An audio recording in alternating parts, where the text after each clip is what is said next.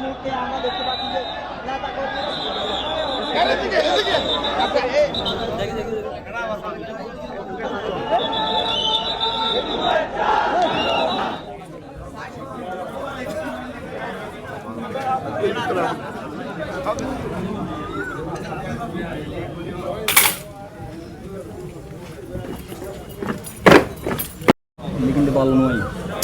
আপনারা জানেন দীর্ঘ কয়েকদিন ধরে আমাদের কক্সবাজার আইন শৃঙ্খলা খুবই অবনতি ঘটেছে।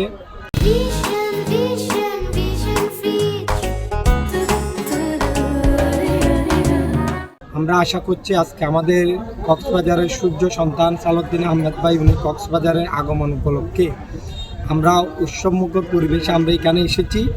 আমাদের প্রত্যাশা উনি আসার পর থেকে উনি আইনশৃঙ্খলা মিটিংয়ে থাকবেন, এর প্রত্যেক ইনশাল্লাহ এই কক্সবাজারের যে আইনশৃঙ্খলার যে অবনতি হয়েছে সেটা পরিবেশ সুষ্ঠু পরিবেশ ফিরে আসবে, মানুষ নির্বিঘ্নে ঘর থেকে বের হয়ে আবার সুষ্ঠুভাবে ঘরে ফিরে যেতে পারবে।